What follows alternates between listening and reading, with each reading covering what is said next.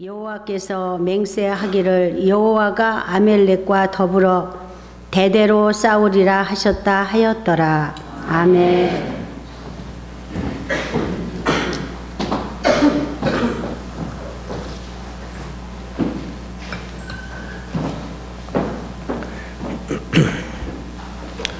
어떻게 한 주 동안 주님의 은혜 가운데 사셨습니까?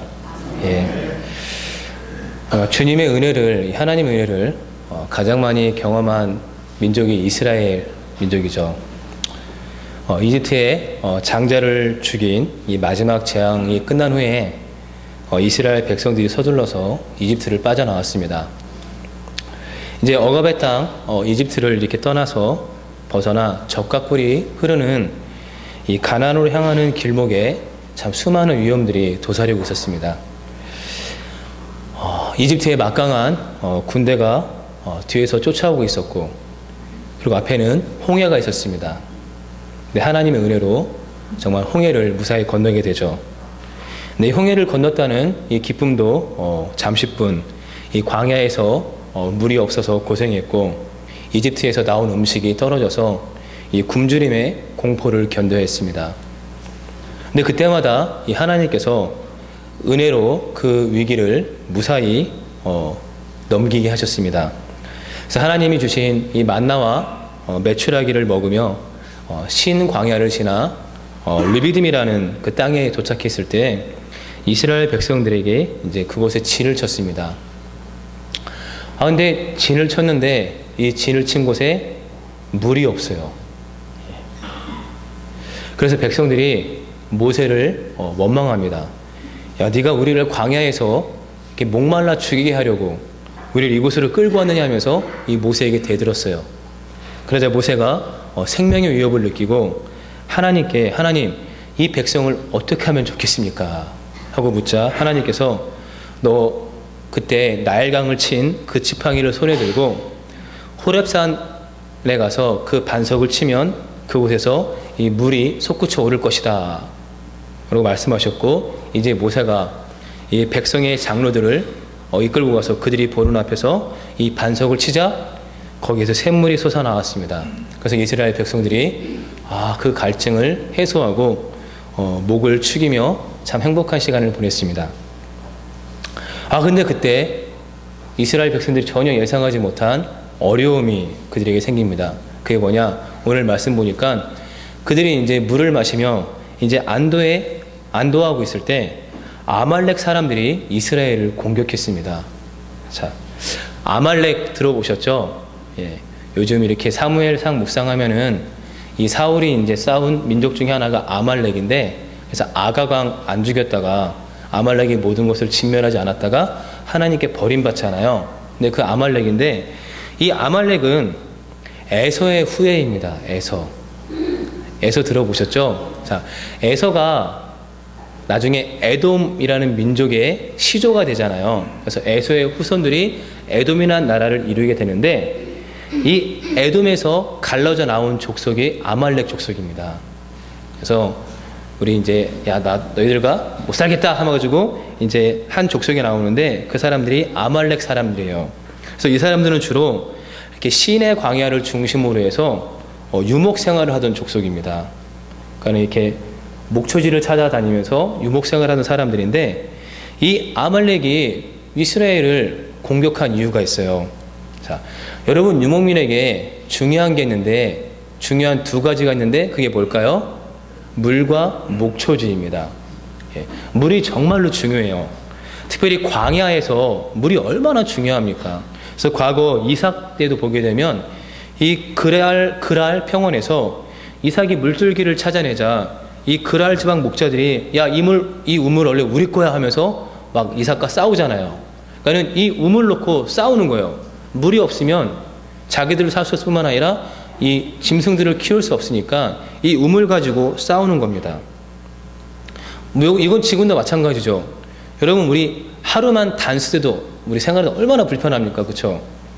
뭐 식당 영업도 못하죠. 근데 만약에 오늘 아침에 딱 갑자기 예고도 없이 단수가 되었다, 그럼 아마 교회 안 나오신 분들도 있을 거예요.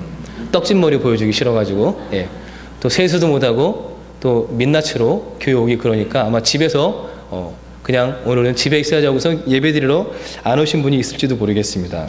자, 아무튼 유목민에게 정말 물이 중요합니다. 또 중요한 게 목초지도 중요하죠. 예. 그래서 유목민은 한 곳에 정착해 살지 않잖아요. 그래서 뭐 농사를 지으며 살아가는 농경 민족은 그냥 한 곳에 정착해서 살아가는데 유목민은 정착해서 살 땅이 없습니다. 그래서 그냥 풀이 있는 그 목초지를 찾아다니면서 이렇게 이동하면서 살아갑니다. 근데 이 좋은 목초지가 정해져 있어요. 뭐 메마른 땅이 어느 날 갑자기 막 좋은 목초지로 변하지 않잖아요. 목초지는 정해져 있습니다. 그러다 보니까는 그 자리를 차지하기 위해서 부족 간에 싸우는 경우가 비일비재했습니다. 지금도 이렇게 해외 뉴스를 보게 되면 이렇게 몽골이나 뭐 나이지리아, 수단 같은 그런 유목민들이 살고 있는 그런 나라들을 보게 되면 이 목초지를 두고 끊임없이 싸우고 있습니다. 그래서 얼마 전에도 수단에서 올 2월인가요? 수단에서 이 목초지 놓고 부족 간의 전쟁이 벌어져가지고 수십 명이 죽는 그러한 사건이 있었습니다. 자, 그럼 목초지가 정말로 중요해요.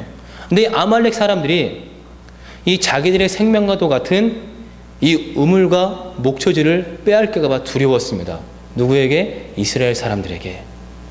자, 자기들이 시내 광야를 중심으로 해서 유목민으로 살아가고 있는데 지금 이 사람들이 거의 시내 광야에 도착을 했잖아요. 자, 그러면 그 사람들이 이제 이 시내 광야를 지나서 가나안 땅으로 간다고 말하지만 그걸 누가 믿겠습니까? 자, 지나가다가 거기에 정착할 수도 있는 거잖아요. 그러니까 이 아말렉 사람들이 야, 이 이스라엘 사람들을 그대로 놔뒀다가는 우리의 생명과도 같은 이 우물과 목초지를 우리 땅을 빼앗길 수도 있겠구나 하는 그러한 두려움이 생겨서 이스라엘을 공격했습니다. 근데 이 공격이 좀 야비했어요. 자, 신명기 25장에 보게 되면 이 아말렉 사람들이 이스라엘을 언제 공격했느냐? 이집트를 떠나서 이 르비딤 땅에 오기까지 약 250km 정도를 그들이 2달 반 정도 동안 걸어왔어요. 계속 이동하다 보니까 뭐 건강한 사람들은 그래도 잘 걸을 수 있잖아요. 근데 뭐 나이가 많은 사람들이라든지 아이들이라든지 여자 같은 지금 몸이 좀 약한 사람들은 점점 뒤로 처지잖아요. 자, 근데 이 아말렉 족속이 그 사람들을 공격한 겁니다. 그래서 오랜 시간 걸어오면서 정말 몸이 피곤해서 자기 몸 하나 간수하기 힘든 그 약한 사람들을 공격해서 죽였어요. 그래서 하나님이 화가 나셨죠. 그래가지고 이스라엘 백성들이 명령하십니다. 너희가 가나안 땅에 정착하면 이 아말렉 사람들의 흔적을 없애버려라. 그래가지고 그것을 언제 없애느냐? 사울 시대 때 하나님이 그것을 명령하신 거죠. 사울 왕 시대 때 아말렉을 전멸시키라고 말씀하시잖아요. 근데 사울이 그 말씀을 안 들었어요. 그래서 아각 왕 살려두고 좋은 짐승 그냥 가지고서 하나님께 제물로 드리려다가 하나님께 버림을 받습니다. 그러니까 하나님의 말씀에 순종하지 않은 거죠. 자, 아무튼 이제 홍해를 건넌 이 이스라엘이 최대의 위기를 맞이했습니다. 자, 이제 이 아말렉과의 전쟁을 어떻게 극복하느냐에 따라서 이스라엘의 사활이 걸려 있습니다. 그래서 모세가 이제 여호수아를 딱 불러서 여호수아야, 너 이스라엘 사람들 중에서 이제 장정들을 일구고 나아가서 아말렉 사람들과 싸워라. 나는 너희들 싸울 때 이 산 꼭대기에 올라가서 너희들이 어떻게 싸우는지 지켜보겠다. 라고 말하고 이제 여호수아를 지도자로 세워서 딱 그 여호수아가 이스라엘의 장정들을 이끌고 아말렉과 싸우러 나갑니다. 자, 그런데 생각해 보세요. 이 아말렉과의 싸움은 이집트를 나올 때와 전혀 다른 싸움입니다. 자, 보세요. 이집트를 나올 때 이스라엘 백성들이 한 게 없어요. 누가 싸우셨습니까? 하나님이 싸우셨어요. 하나님이 이 이집트에 10가지 재앙을 내리시고 홍해를 가르고 그들을 이끌어내셨습니다. 자, 그래서 이스라엘 백성은 그냥 가만히 서서 하나님이 행하시는 그 구원을 보기만 하면 됐습니다. 그런데 이 아말렉과의 싸움은 이스라엘 백성들이 직접 싸워야 돼요. 예. 하나님이 개입하시지만 그들이 직접 나아가서 싸워야 합니다. 그러니까 아말렉과의 싸움은 한 가지 사실을 교훈하는 겁니다. 자, 조금 전에 말했듯이 하나님이 이스라엘 백성을 이집트에서 해방시키실 때에는 하나님이 직접 싸우셨습니다. 이걸 신약적인 개념으로 이야기하자면, 자, 하나님께서 우리들을 죄와 사망에서 해방시키는 일은 하나님께서 예수 그리스도를 통해서 홀로 행하신 일입니다. 자, 그런데 구원을 얻은 백성들이 이제 하나님이 행하신 일을 통해서 구원을 얻었지만 바로 영생 복락을 누리지는 않습니다. 이 로마서 5장 말씀대로 이 세상에서 환난을 당하면서 살아가게 됩니다. 자, 왜 그럴까요? 왜 하나님께서 구원의 역사를 행하셨는데 이 구원의 역사를 경험한 사람들이 이 세상에서 환난을 경험하면서 살아가게 될까요? 여러분, 구원은 하나님께서 이 복된 환경과 조건을 만들어주는 데 있지 않습니다. 구원은 우리 자신을 하나님의 자녀답게 만드는 데 목적이 있습니다. 그래서 이 아말렉과의 전쟁은요, 이 하나님께 구원받은 이스라엘 백성이 하나님의 자녀답게 성장하는 그 훈련이에요. 그러니까 이들이 아말렉과의 싸움을 통해서 하나님의 자녀로 성장하는 그런 과정입니다. 그래서 하나님께서 친히 이 이스라엘 백성들을 보내셔서 이 아말렉과 싸우게 하는 겁니다. 자, 그런데 이 전쟁에 나갈 이스라엘 백성들의 상황이 참 난감합니다. 그렇죠? 이 사람들 오랫동안 이집트에서 종로로 산 사람들이에요. 그리고 조금만 힘든 일 있으면은 원망과 불평을 일삼는 사람들입니다. 자, 그리고 전투 경험도 없어요. 뭐 이집트 탈출하면서 칼과 창과 무기를 가지고 탈출했겠습니까? 아니죠. 그냥 다 그런 거 버리고 나온 거죠. 뭐 갑옷으로 무장하지도 않고 뭐 싸움의 전략 기술이 없는 그냥 비정규군입니다. 자, 그러니까 아마 이들 아말렉과 싸우러 나갈 때 아마 꽃갱이 들고 나갔을 것 같아요. 그렇죠?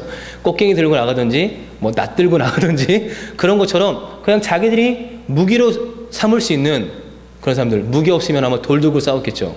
뭐 무기 없으면 맨주먹으로 나가서 싸우든지 나가서 싸워야죠. 아마 그러한 싸움이었을 겁니다. 그럼 멋있는 전쟁이 아니라 흔히 말하는 막싸움이죠. 그냥 막 치고받고 싸우는 육박전이죠. 아마 그러한 싸움을 이스라엘과 아말렉 사람들이 벌였을 거예요. 그러니까 이 아말렉 족속과 전쟁을 한다는 것이 참 쉬운 일이 아닙니다. 그래도 용기를 내서 이 아말렉과 전쟁을 시작했습니다.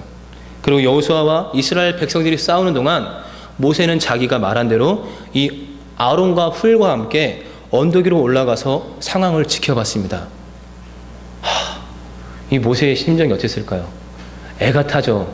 이스라엘 백성들이 이 무장한 아말렉 사람들에게 죽어나가기 시작합니다. 한 사람, 두 사람 죽는 모습을 보면서 이 모세가 팔을 올려서 하나님께 기도했습니다. 하나님, 우리 민족 아말렉과의 전쟁에서 승리하게 해주십시오. 간절히 기도했습니다. 그러자 이스라엘이 우세해지는 거예요. 잠시 후 이 모세가 팔이 아파가지고 팔을 내리니까 다시 아말렉이 우세해지는 겁니다. 근데 모세가 그 상황을 알고서도 팔을 올리고선 기도할 수가 없어요. 나이 80이 넘은 모세가 계속 팔을 들고 기도할 수가 없는 겁니다. 여러분, 팔 몇 분만 들고 있어도 아파요. 그쵸? 그래서 막 비비 꼬다가 내립니다. 이거 제가 어릴 때 많이 해봐서 알아요.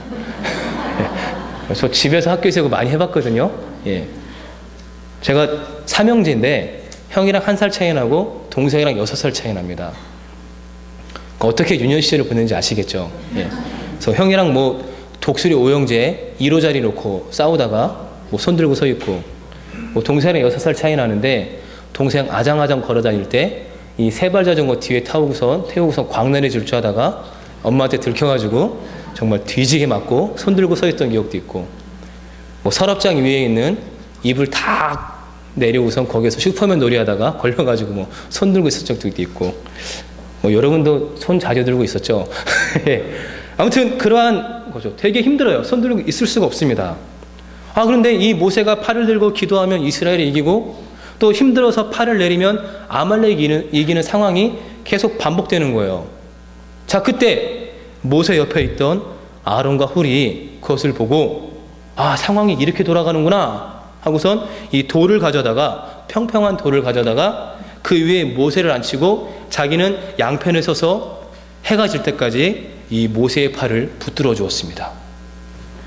한번 이 모습을 생각해 봤어요. 자, 모세는 가운데 서서 양팔을 들고 있고 아론과 훌은 그 옆에 서서 해가 질 때까지 모세의 팔을 붙잡고 있습니다. 아론과 훌 얼마나 힘들었을까요? 그렇죠? 자, 이를 악물고 버티는 거죠. 야, 이를 악물고 버티는 거예요. 여기서 조금이라도 팔 내리면 안 돼. 우리가 저 하면서 정말 이 모래바람이 부는 그 떼약볕에서 이를 악물고 버티는 겁니다. 야, 우리 이길 때까지, 아말렉과의 전쟁에서 이길 때까지 우리가 죽는 한이 있더라도, 우리가 여기서 쓰러지는 한이 있더라도 모세의 팔이 내려오면 안 돼! 하면서 팔을 붙들고 있는 거죠. 생각해 봤어요. 우리 교회를 치면은 안희준 이사님이랑 우리 박종현 이사님이랑 몇 분이 그 역할을 감당하는 거죠. 정말 이를 악물고 버티는 겁니다. 자, 근데 우리가 여기서 아름다운 공동체의 모습을 봅니다. 어떠한 모습이냐? 아론과 훌은 모세를 비난하지 않습니다. 야, 너 왜 팔도 오랫동안 못 들고 뭐 하는 거야? 그러지 않고 옆에 와서 그의 양팔을 붙들어 줍니다. 근데 한번 생각해 보세요. 그들의 관계가, 아론은 모세의 형이죠. 그리고 정말 아론은 달변가였습니다. 말을 잘하는 사람이었어요. 이 달변가는 말만 잘하지 않습니다. 인간의 감정과 본능을 예리하게 꿰뚫어보는 통찰력이 있어요. 그래서 말 잘하는 사람 보게 되면은 이 말 한마디로 사람을 그냥 갖고 놉니다. 그렇죠? 그래서 이 말 한마디로 사람을 그냥 자기 편 만들었다가 자기 원수 만들었다가 자기가 필요한 상황에서 이 말을 통해서 자기의 목적을 이루어가는 사람이 달변가입니다. 자, 그런 달변가예요. 그리고 훌은 추측하건대 이 모세의 누나 미리암이 있었잖아요. 미리암의 남편으로 추측합니다. 매형이죠. 그러니까 모세의 매형이 훌이었을 것이다 라고 이렇게 추측을 하고 있습니다. 그러니까 한쪽에서는 모세의 형과 한쪽에서는 모세의 매형이 그들의 모세의 손을 붙잡고 있는 겁니다. 자, 그래서 그들이 모세의 팔이 내려가지 않도록 붙잡은 결과 이스라엘이 아말렉을 무찌르고 승리했습니다. 자, 그리고 이제 이 아말렉과의 전쟁에서 승리를 거두자마자 뭐 팔 아픈 것도 없죠. 그냥 하나님께서 모세에게 말씀하십니다. 너희들 오늘 여기에서 승리한 것을 책에 기록하여서 이스라엘 백성들이 영원토록 기억하게 해라. 그리고 모세가 거기에서 제단을 쌓고 여호와 니시라고 이름을 짓습니다.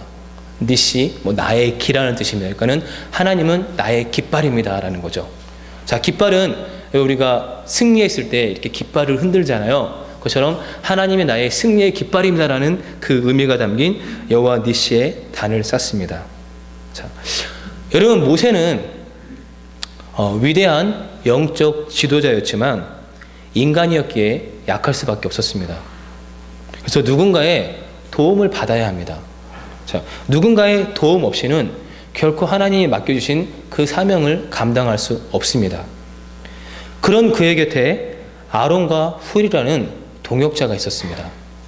자, 여러분, 동역자라는 뜻이 이것을 히브리어로 해석하게 되면은 멍에를 함께 맨 사람이라는 뜻입니다. 자, 지금은 모르겠지만 저 어린 시절만 해도 이렇게 농촌에 가면은 멍에를 맨 소들이 많았어요. 그렇죠? 이렇게 밭을 갈 때 항상 이렇게 그 소 주인이 이렇게 멍에를 딱 등에 지고 이렇게 맸죠. 그러니까는 멍에를 함께 맨다는 그것은 한 방향으로 갈 수밖에 없다는 겁니다. 저 그냥 한 방향에 주인이 가자고 하는 방향으로 갈 수밖에 없어요. 등에 딱 멍에를 메고 주인이 이렇게 가자, 오른쪽으로 하면 오른쪽으로 가고 왼쪽으로 하면 왼쪽으로 가고 멈춰라 하면 멈추고, 야 힘내라 그래서 밀면은 더 힘내서 그러니까 주인이 조정하는 방향으로 갈 수밖에 없는 게 멍에입니다. 자, 그러니까 멍에를 함께 맸다는 것은 이제 우리가 하나님이 원하시는 방향으로 가게 되는 동역자가 되었다는 겁니다. 자, 성경에는 이 멍에를 함께 맨 동역자들이 많이 나옵니다. 특별히 바울 서신에 보게 되면 이 바울의 동역자들이 많이 나와요. 이 동역자라는 말을 바울만 썼거든요. 그러니까 바울이 쓴 용어거든요. 그래서 바울이 동역자라는 말을 잘 사용하는데 우리가 그 중에서 바울의 동역자였던 브리스길라와 아굴라 부부와 한번 신라를 보도록 하겠습니다. 자, 브리스길라와 아굴라는 바울이 2차 전도 여행 때 고린도에서 만난 사람들입니다. 자, 이 부부는 원래 로마에서 살고 있었어요. 근데 로마의 황제, 이 글라우디오 황제가 이 로마에 살고 있는 유대인들을 다 추방시켜버리는 명령을 내립니다. 그래서 이 유대인이었던 브리스길라와 아굴라가 더 이상 로마에 살지 못하고 이주해서 정착한 곳이 고린도입니다. 근데 이 부부는 천막을 짓는 일을 하면서 천막을 짓는 일을 했죠. 자, 그 일을 하다가 이제 고린도에서 복음을 전하러 온 바울을 만나게 됩니다. 그리고 이 바울을 만나고 그들이 놀랍게 변화되었습니다. 그 내용이 사도행전 18장에 나오죠. 자, 그래서 그들이 바울을 통해서 예수 그리스도를 만나고 전폭적으로 복음 사역에 뛰어들었습니다. 그래서 바울이 이제 고린도 1년 18개월 동안에 1년 6개월 동안에 고린도 사역을 마치고 에베소로 갈 때 브리스길라와 아굴라도 자기들의 고린도 생활을 정리하고 에베소로 같이 간 사람들이에요. 그러니까 바울과 복음을 전하기 위해서 기꺼이 에베소로 이사갈 정도로 바울의 사역을 적극적으로 도운 동역자가 브리스길라와 아굴라입니다. 자, 여러분 이런 사람 드물죠. 예. 교회를 중심으로 해서 사는 사람들이죠. 복음을 중심으로 해서. 근데 요즘 보게 되면은 우리 교회도 보면은 이 서울 집값이 너무 비싸잖아요. 그러니까 처음에는 교회 근처에 살다가 집을 장만할 때 서울 집값이 너무 비싸니까 서울에서 못 사고 이렇게 조금 외곽으로 나가잖아요. 그러다 보니까 뭐 구리 뭐 이렇게 외곽 지역에 사시는 분들이 점점 많아지고 있어요. 그래서 저도 이렇게 가끔 교회를 보면서 이 구이동 지역에 사는 교인이 별로 없습니다. 뭐 일산, 뭐 김포, 뭐 구리, 여러 서울 우리 교회를 중심으로 해서 여러 지역에 흩어져 살고 있어요. 예. 자, 그런데 이 브리스길라 아굴라는 자기들의 생활을 정리하고 바울이 에베소로 갈 때 그의 사역을 돕기 위해서 에베소까지 이사한 사람들이죠. 그래서 이 브리스길라 아굴라가 얼마나 바울과 동역했는지를 보여주는 말씀이 사도행전 18장 24절에 보게 되면 나오는데요. 이들이 어느 정도였느냐? 자, 한번 성경 읽어보도록 하겠습니다. 알렉산드리아에서 난 아볼로라 하는 유대인이 에베소에 이르니. 자, 이 사람은 언변이 좋고 성경에 능통한 자라. 그가 일찍이 주의 도를 배워 열심으로 예수에 가는 것을 자세히 말하며 가르치나 요한의 침례만 알 따름이라. 그가 회당에서 담대히 말하기 시작하고는 브리스길라와 아굴라가 듣고 데려다가 하나님의 도를 더 정확하게 풀어 이르더라. 그는 에베소에서 브리스길라 아굴라가 살고 있을 때 이 아볼로라는 사람을 만나게 됩니다. 근데 이 아볼로는 지도자죠. 교회 지도자인데 굉장히 말도 잘하고 또 성경에 능통한 사람인데 이 사람이 좀 부족한 것이 있었는데 요한의 침례밖에 모르는 거예요. 자, 그러니까 요한의 침례 회개의 선포죠. 회개의 선포는 정확하게 알고 있는데 예수 그리스도의 죽음과 부활에 대해서는 잘 모르는 거예요. 그래서 이 브리스길라 아굴라가 그가 전한 메시지를 듣고 이 아볼로를 데려다가 예수 그리스도의 그 십자가의 죽음과 부활을 가르쳐 줬어요. 그래서 그것을 정확하게 풀어서 가르쳐 줘서 이 아볼로가 정말 하나님의 말씀 가운데 예수 그리스도 안에서 온전히 서서 복음을 전하는 사역자로 살아갈 수 있도록 그를 도와준 역할을 감당하게 됩니다. 자, 그래서 이 바울이 나중에 이 로마서를 기록하면서 이 브리스길라와 아굴라에게 감사의 마음을 고백하잖아요. 그들은 나를 살리기 위해서 자기 생명까지 아끼지 않은 사람들이다. 그 브리스길라와 아굴라를 여러분들이 잘 돌봐달라고 바울이 부탁하는 모습을 보게 됩니다. 자, 그럴 정도로 자기의 생명을 내어놓을 정도로 브리스길라와 아굴라는 이 바울의 동역자의 삶을 살아갔습니다. 자, 두 번째로 우리가 한번 실라를 보도록 하겠습니다. 실라 들어보셨죠? 예, 실라 누구죠? 바울과 두 번째 전도 여행을 함께한 사람입니다. 그래서 첫 번째 전도 여행은 바울과 바나바와 마가가 같이 떠났잖아요. 근데 두 번째 전도 여행은 이제 바울이 이 마가 문제를 놓고 바나바랑 싸우고선 각각 헤어집니다. 그리고선 이 바울이 내가 누구랑 이 마케도니아 지역을 다니면서 복음을 전할 건데 누구랑 갈까 하고 찾다가 찾은 사람이 실라예요. 자, 실라. 그래서 바울이 두 번째 복음을 전할 때, 전도여행을 할 때 함께한 사람입니다. 그런데요, 이 실라는 그 이전부터 예루살렘 교회에서 중요한 역할을 감당하고 있던 사람입니다. 자, 그럼 성경을 한번 찾아보도록 하겠습니다. 사도행전 15장 22절입니다.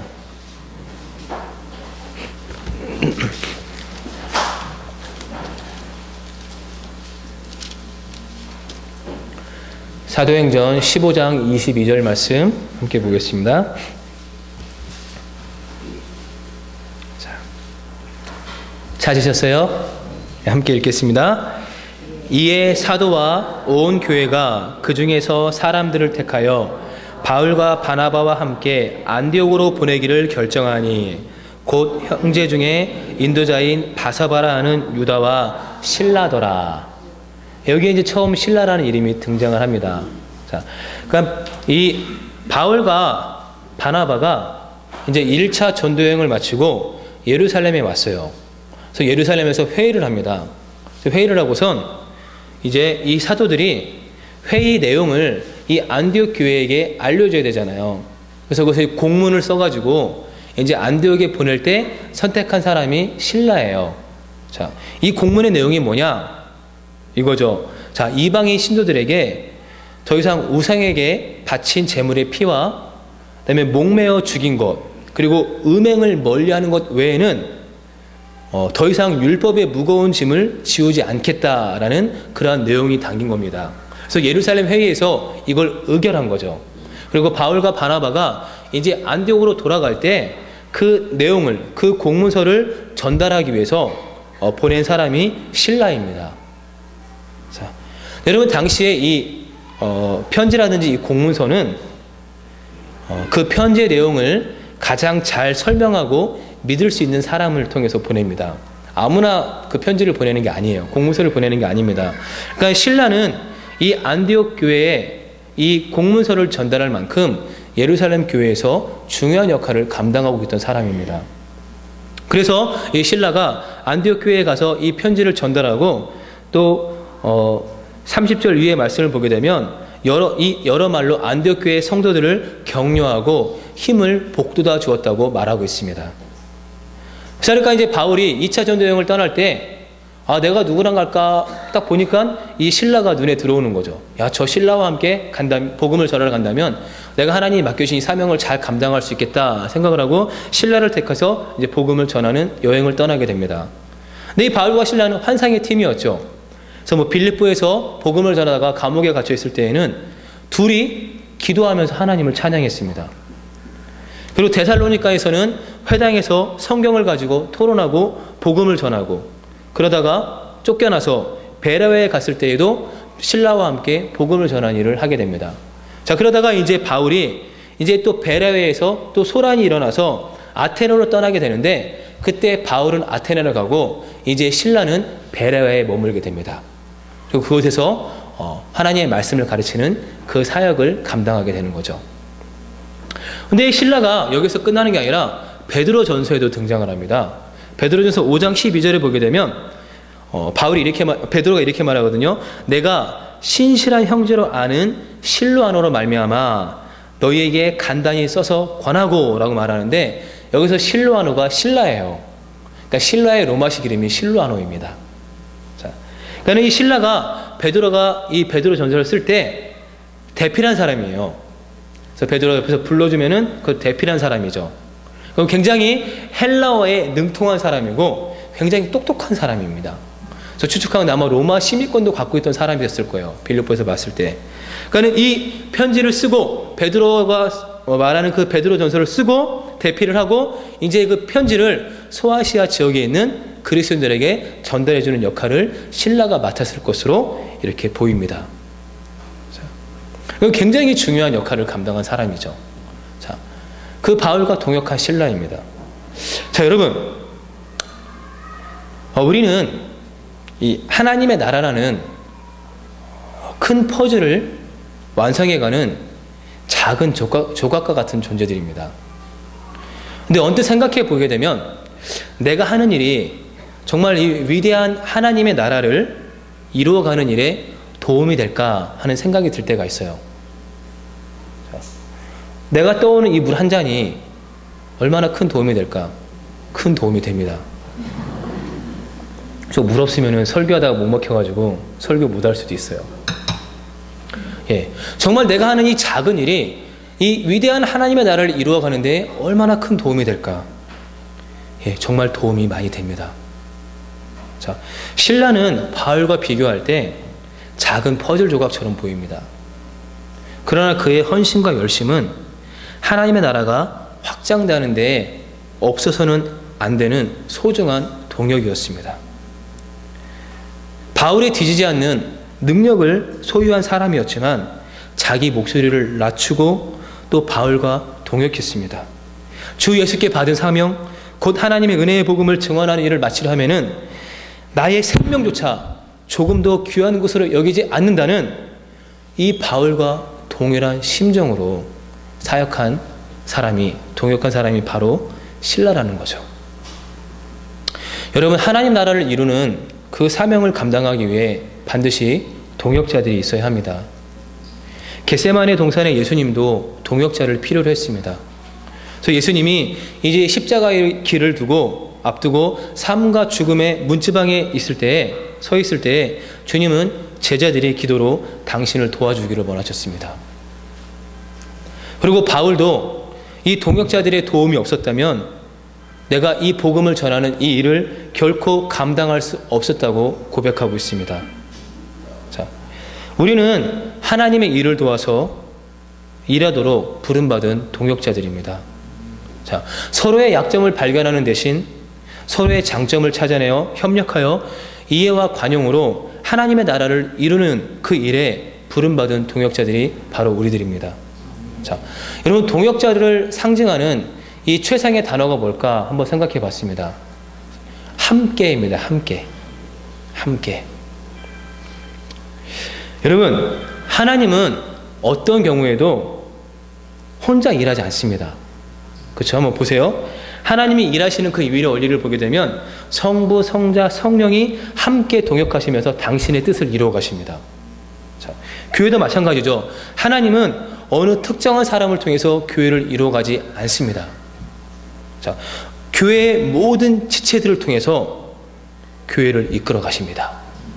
이게 하나님이 교회를 이끌어 가시는 원리입니다. 그러니까 우리가 함께 하지 않으면 교회를 이루는 것 꿈도 꾸지 마세요. 함께 하지 않으면서 하나님의 나라를 확장시켜가는 것 꿈도 꾸지 마세요. 그러니까 우리는 서로 어떠한 주도권을 차지하기 위해서 견제하고 경쟁하는 관계가 아니라 오직 하나님의 나라를 세우는 동역자로 하나님 우리를 부르셨다는 사실입니다. 하나님은 우리가 아말렉과의 전쟁에 동역한 모세와 아론과 훌, 여호수아와 그리고 이름도 기록되지 않은 이스라엘 백성들처럼 하나님의 깃발을 휘날리는 동역자들로 우리가 세워지기를 원하십니다. 우리 개개인은 약합니다. 혼자서 결코 이 악의 세력과 승리할 수 없습니다. 하지만 우리가 함께 동역할 때 우리는 여호와 니시라는 제단을 쌓을 수가 있습니다. 우리들이 서로 동역자가 되어서 이 여호와 니시의 제단을 많이 쌓았으면 좋겠습니다. 그래서 하나님의 그 승리의 깃발을 함께 붙들고 흔들면서 하나님을 찬양할 수 있는 그러한 동역자들로 세워지는 교회를 이루어가는 우리들이 되기를 간절히 기원합니다. 찬양하겠습니다.